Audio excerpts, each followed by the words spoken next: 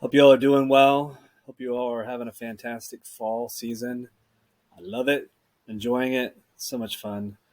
Um, While I'm thinking about it, I hope you'll take a few moments and click the good old thumbs up. If you haven't subscribed, I want to invite you and encourage you to do so. Doing a session right now on some mindset work. I'm going to share with you some stories.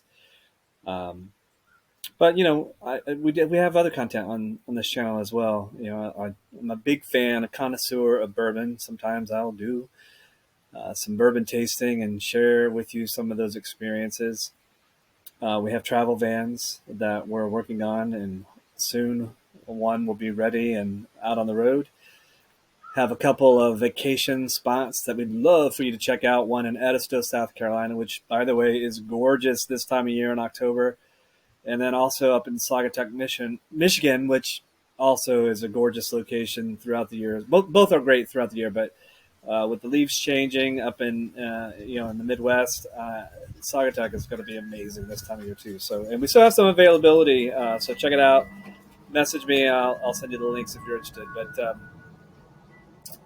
this time of year, um, there's a lot of reasons I think it's my favorite time of year.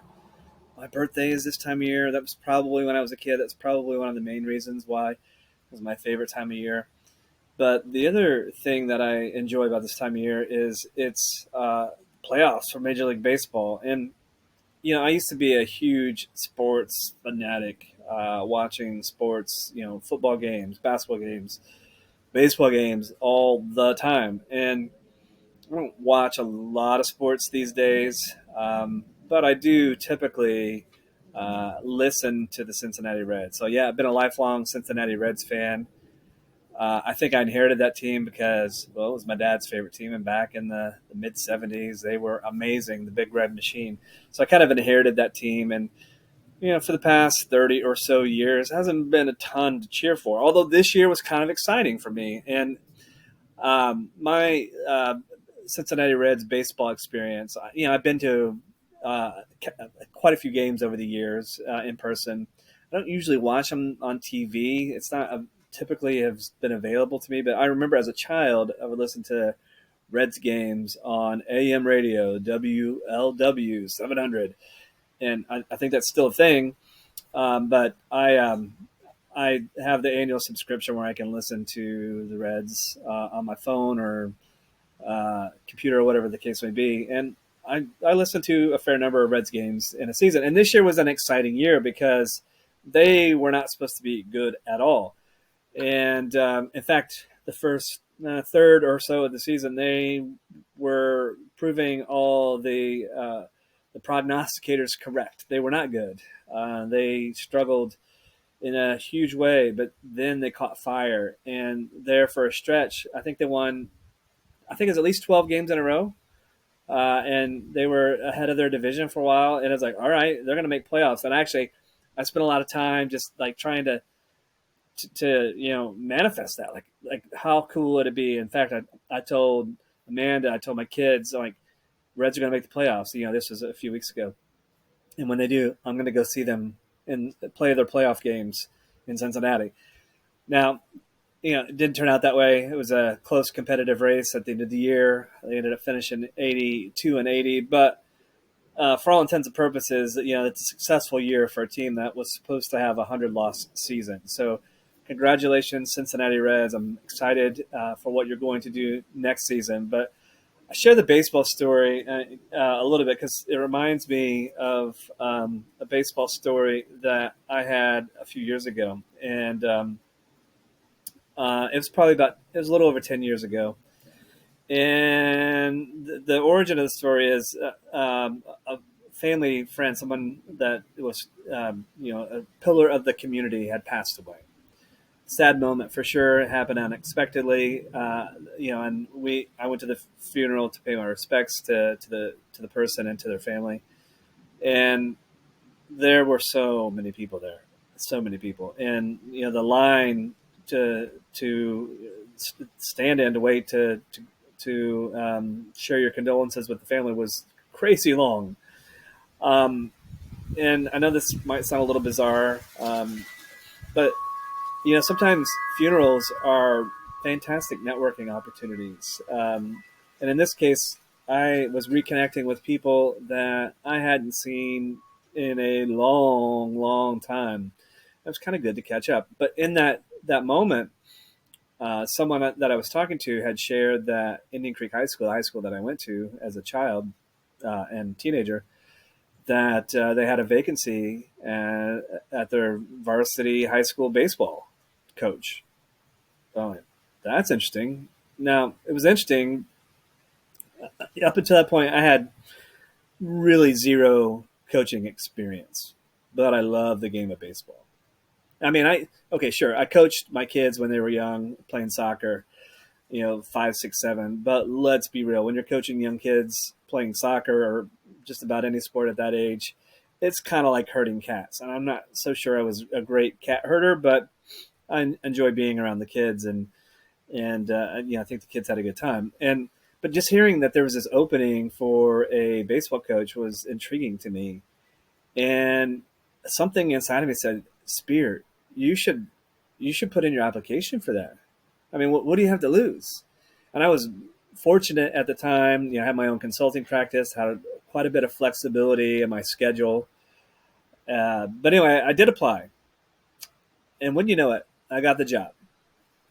I got to be a high school varsity baseball coach, and I did it for 2 seasons. It was one of the coolest things that I got to do. Um, I will say that first year was interesting to me because I came into it knowing the game of baseball. I had some idea of the practice schedule and things. I knew all a lot of the different drills and things like that. So I felt very confident that I would be a good leader and a good coach. Um, but what I learned about this group of kids, and I love these kids. They grew so much in those couple of years, and I grew so much by being around them in those couple of years. They had never really been taught the game of baseball. Like just at the high school level, at least my belief is when you're in high school and you're playing baseball, you should know how to do things like bunt. You should know how to steal. You should know how to get a lead off. You should know about hit and run. All these things, but very few of the kids on the team knew that. So it became a lot of teaching, especially that first year. And this was a program that had little to no success on the field. I think the year prior to me coming in, I think they maybe won 2 or 3 games. They didn't win very many games at all.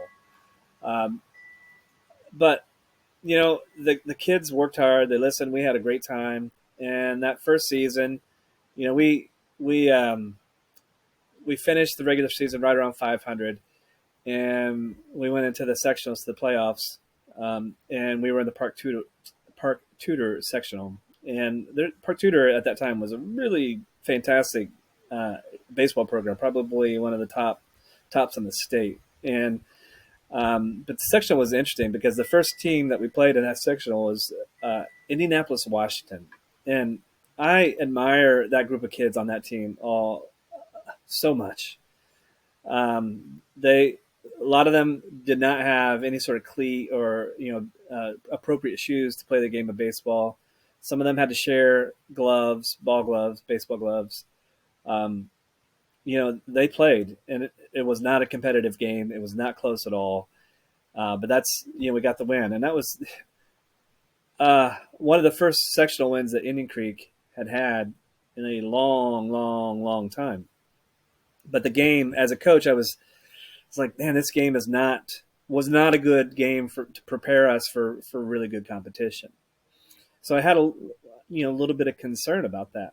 Wanted to make sure we were in the right frame of mind for the next game. And the next game we played Indianapolis Cicina, and a really good baseball program as well. And we had a freshman pitcher start that game, and it was a close game. It was back and forth, but low scoring. I think just a few runs, and the freshman he threw a complete game and very poised. To see a kid that young have that kind of composure in that kind of situation was amazing. He was a stud athlete on the baseball field. I was blessed and grateful to have an opportunity to get to coach somebody with his skill set.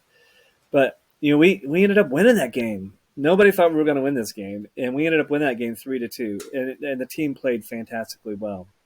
And then that put us into the sectional championship, which Indian Creek hadn't done, I believe, up until that point for 30, 40, 50 years, something crazy like that, a long, long time before that had happened. At least 30 years for sure.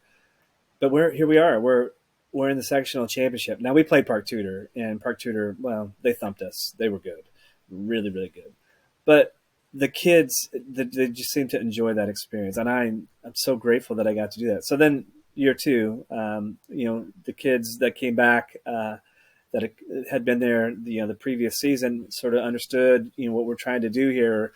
We were trying to build a good program, a reputable program, trying to be competitive, trying to reduce the mental mistakes, just play good baseball, sound baseball.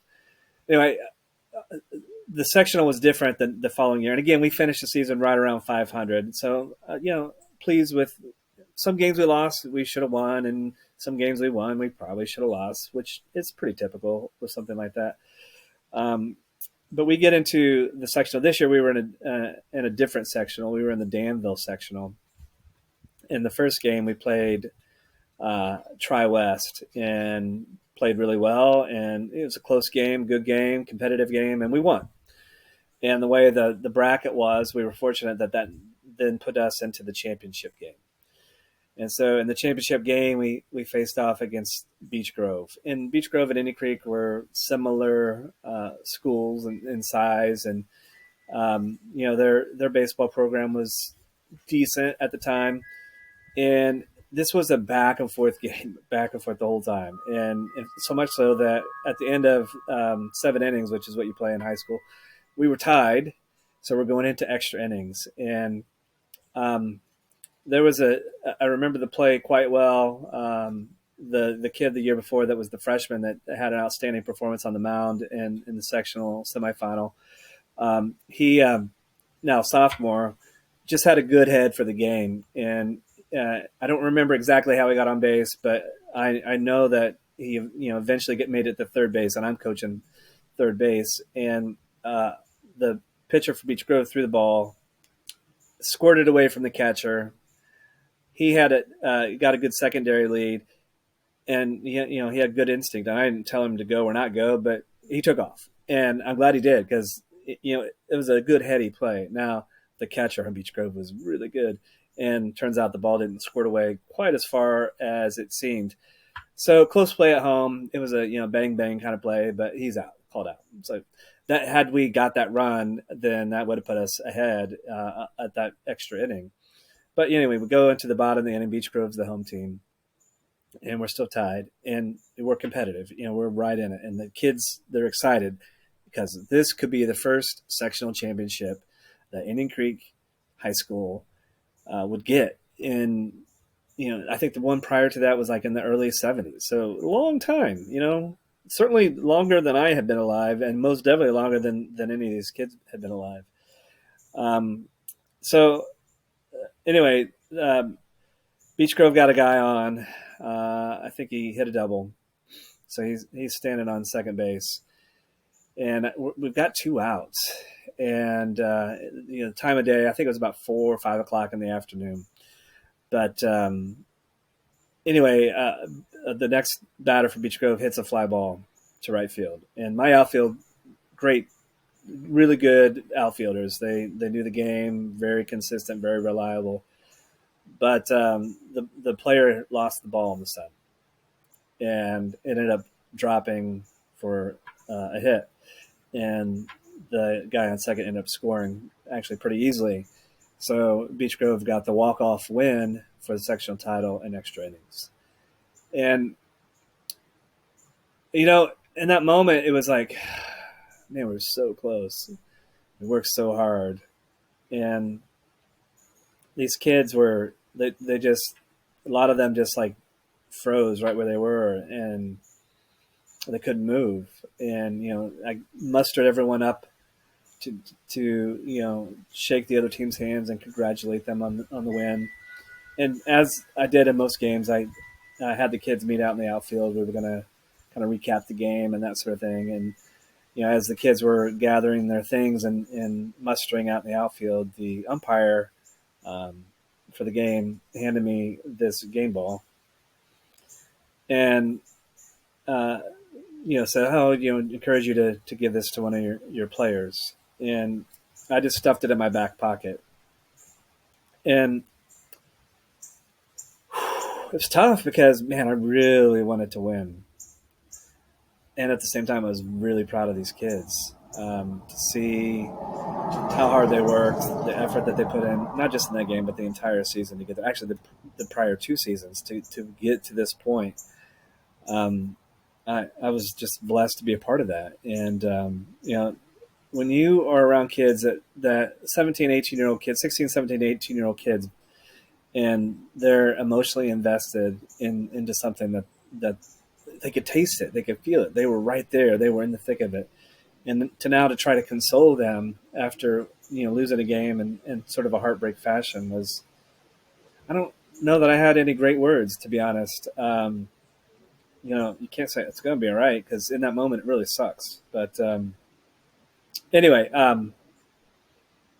we all loaded our things, got on the bus, and I'd forgotten this ball was in my back pocket, and it's sat there in my back pocket for the entire ride home. And that entire ride home, I replayed the entire game, play by play, batter by batter in my head. Like, oh, coulda, woulda, shoulda. What if we had done that?